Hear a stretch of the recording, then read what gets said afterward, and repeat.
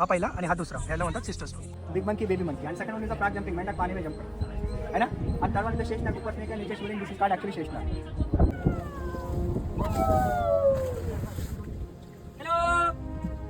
Hello. Behind the auto driver. RCB fan है, नहीं head fan है. मैं भी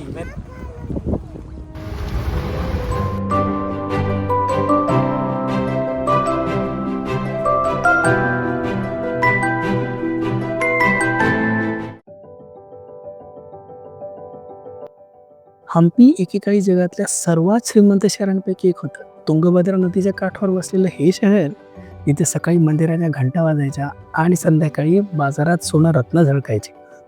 मागच्या व्हिडिओमध्ये आपण हम्पीच्या इतिहासाची सुरुवात केली होती. विरूपाक्ष मंदिर आणि त्याच्या शेजारी असलेला सोन्याचा बाजार पाहिला होता, जिथं कधी काळी विजयनगर साम्राज्याचं वैभव झळकत होतं. हम्पीचे दगड साधे नाहीत, ते इतिहासाचे शांत साक्षीदार आहेत. उन्हात तांबूस होणारे हे दगड आजही त्या वैभवाची कथा सांगतात. तो इतिहास आपण पाहिला, पण हम्पी ही अशी जागा आहे जिथे इतिहास फक्त पाहून संपत नाही, तर तो अनुभवावा लागतो. आणि आज त्याच इतिहासाला अजून जवळून अनुभवण्यासाठी आपण निघालेलो आहोत तुंगभद्रा नदीवरील कोराकल राईड, आणि जिथं दगड गाणं गातात असं म्हटलं जातं ते विठ्ठल मंदिर बघायला.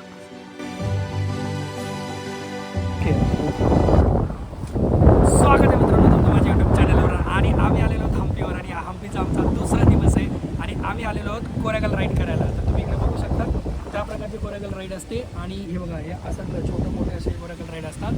तर आपण इकडे जाणार आहोत. तर सुरुवातीला आता गौरी आणि विहान बसणार आहे. तुम्हाला नाम क्या बोले? चंद्रकांता आमचा राइडर है.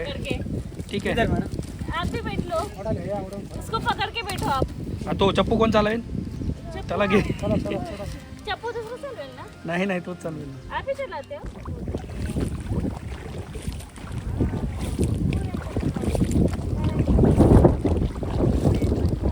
चंद्रा, इसको क्या बोलते हैं?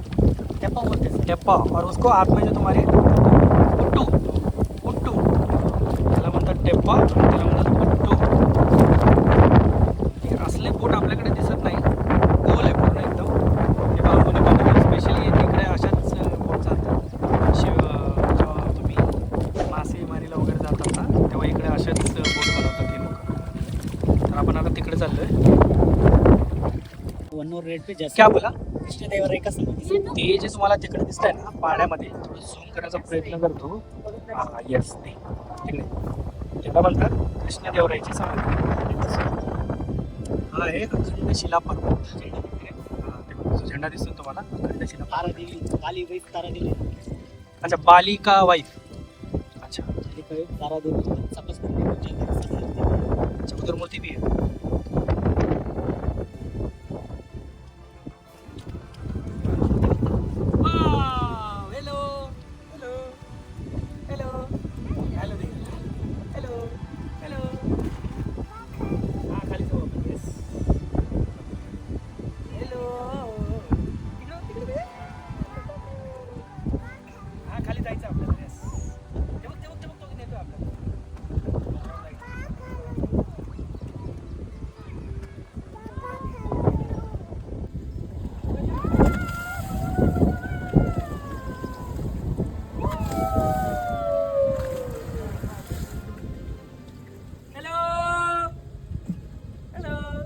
हेलो करो. हेलो. आम्ही आलो होतो कोराकल राईड करायला. तर चांगली सर्व्हिस त्यांनी इकडे दिली. तर इथून तुम्ही नववृंदावनाला पण जाऊ शकता, आणि तिकडे नॉर्थ साईडचा पण एक टेम्पल दिसतं, सूर्यमंदिर वगैरे पण दिसतं, ते तुम्ही बघू शकता. तर आमच्यासोबत होता तो चंद्रा, तो आता नाही आहे. आपका पूर्ण नाम बताइए? विजय रुद्र पाहिजे. विजय रुद्रा यांचं हे आहे, आणि खूप चांगली सर्व्हिस यांनी दिली आम्हाला. आणि यांच्या ज्या बोट आहेत त्या पण खूप चांगल्या, त्या कोराकल राईडसाठी आपण वापरतो. आणि जास्त काही कॉस्ट नाही आहे. जर तुम्ही फॅमिलीसोबत येत असाल तर 1500 रुपये वगैरे घेतात, आणि इंडिव्हिज्युअल म्हणजे असं कंबाईन तिथे 2-3 फॅमिली म्हणून जात असाल तर ईच पर्सनला 500 रुपये. तर खूप चांगला रेट आहे, काही प्रॉब्लेम नाही. तासाभराची राईड ते देतात, आणि खूप चांगला अनुभव आहे. आणि मी असं म्हणेन, जर तुम्ही हम्पीला येत असाल तर तुम्ही नक्की कोराकल राईड करा, आणि यांच्याकडूनच करा. कारण मी त्यांचा नंबर, त्यांची डिटेल्स डिस्क्रिप्शनमध्ये टाकणार आहे. तर तुम्ही त्यांच्याकडून करा, आणि ते तुम्हाला डिस्काउंट पण देतील. तो मेरे रेफरेंस से वो गाएगा तो उनको डिस्काउंट देना. तर मी नंबर डिस्क्रिप्शनमध्ये टाकून देईल, त्यांचं नाव पण टाकेल, तर तुम्ही नक्की त्यांना कॉन्टॅक्ट करा आणि इकडे या. चलो आता आम्ही दुसऱ्या स्पॉटला निघतो. चलो थँक्यू सो मच.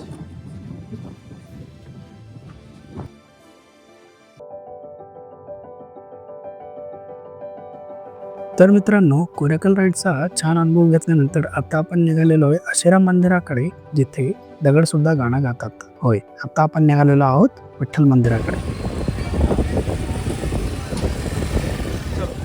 तर बेसिकली काय आहे ना, तुम्हाला विठ्ठल मंदिरमध्ये तुम्ही म्हणजे एंट्री केल्यानंतर तुम्हाला ह्या ई बसने जावं लागतं. हे बघा अशा टाईपच्या ई बसेस आहेत. ऑटो रिक्षा ज्या तुमची गाडी असेल तुम्हाला बाहेर पार्क करावं लागेल आणि एकतर तुम्ही ऑनलाईन तिकीट खरेदी करू शकता विठ्ठल मंदिरमध्ये एंट्री करायचं, किंवा ऑफलाईन पण आहे. आणि ह्या ज्या ई व्हेकल आहेत यांना तिकीट, ह्या मॅडम तुम्ही इथं बघताय ना, त्यांनी इथं फेअर दिलेलं आहे बघा. 1 वे 10 रुपये आणि 2 वे 20 रुपये पर पर्सन. तर आम्हाला आता, आणि हे मंदिर सकाळी 9 पासून लिहिलं आहे तिथं 9 ते 6:30पर्यंत सुरू असतं. ठीक आहे, तर इकडे ही सगळी लाईन लागते, त्या साईडने तुम्हाला एंट्री करावं लागते आणि तुम्ही मग इकडून एंट्री करू शकता, म्हणजे ई बसमध्ये जाऊ शकता. तर त्या मॅडम तिकीट घेतात. आता त्या आम्हाला जर सांगितलं की ऑनलाईन ऑफलाईन पण घेतात. आता तर माझ्याकडे जर ऑनलाईन आहे, आता ऑफलाईन पण नाही, बघूयात काय होतं आहे. ठीक आहे, आता इथून मग पुढे आपल्याला विठ्ठल मंदिराकडे तिकडे जावं लागतं. चलो विहान चलो. 3 बसतील वाटतं. हां बस, चलो विहान. आम्ही पण बसतो ना.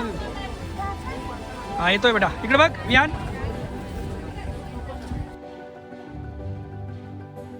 विठ्ठल मंदिर उंच भिंतीने वेढलेले असून या मंदिराला पूर्व, दक्षिण आणि उत्तरेला असे 3 प्रवेशद्वार करण्यात आलेले आहेत. विठ्ठल मंदिराची उभारणी विजयनगर साम्राज्याच्या काळात साधारणतः 15व्या-16व्या शतकात करण्यात आली असावी. हे मंदिर भगवान विठ्ठल यांना समर्पित असून दुसरा देवराय आणि नंतरच्या राजांच्या काळात या मंदिराचा खूप विस्तार झाला.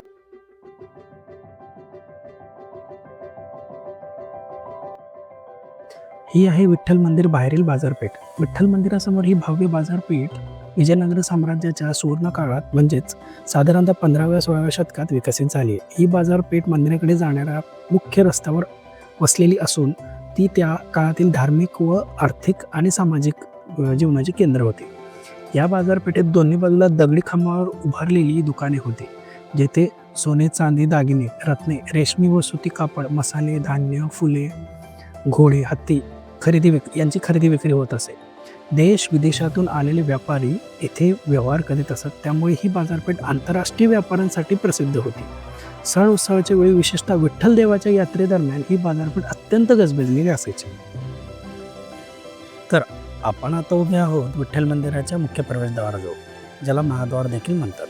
मंदिराच्या पूर्व दिशेला असलेले हे भव्य महाद्वार विजयनगर स्थापत्य कलेचे उत्कृष्ट उदाहरण आहे. या मंदिरात एक दगडी रथ मुख्यतः प्रमुख आकर्षण आहे. रथ पूर्णपणे दगडापासून बनलेला असून त्यामुळे तो खूप वजनदार आहे. इधर होल्स है, बटन्स है, बैंगल डिजाइनिंग है. ऊपर से पानी इधर गिरते हैं सर, टप टप टप वाटर गिरने के बाद this is the different type of one instrument, जल तरंग आवाज इधर सुनते हैं. These are the magician tapping the columns. Use the sandal wooden stick से बजा दिया तो 1.5 किलोमीटर तक आवाज होता है.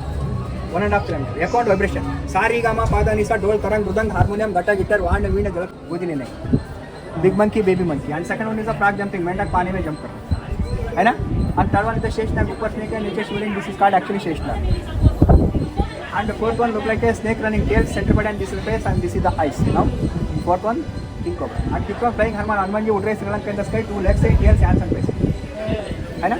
So this is called 6-in-1, 7-in-1 imagination बोलते हैं. And last one is the chimpanzee.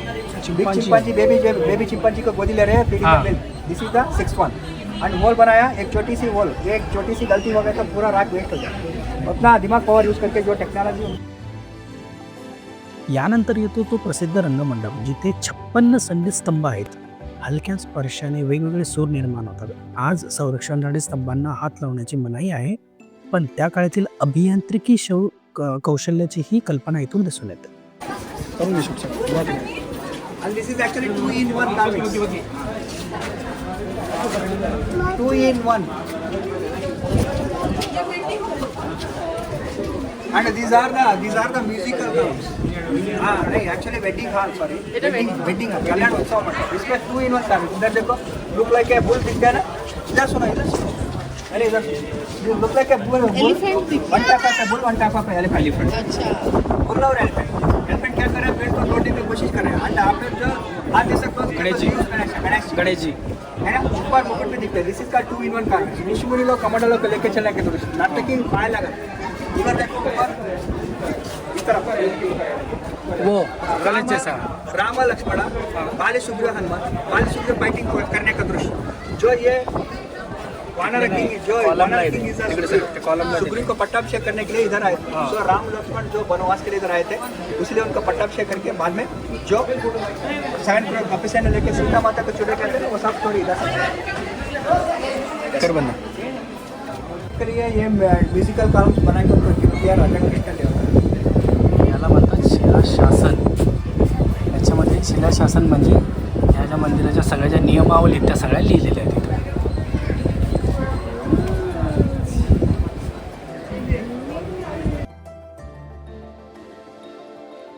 इसवी सन 1565मधील तालेकोटच्या युद्धानंतर विजय साम्राज्याचा ऱ्हास झाला आणि बऱ्यापैकी हम्पी हे जे शहर होतं ते उद्ध्वस्त झालं.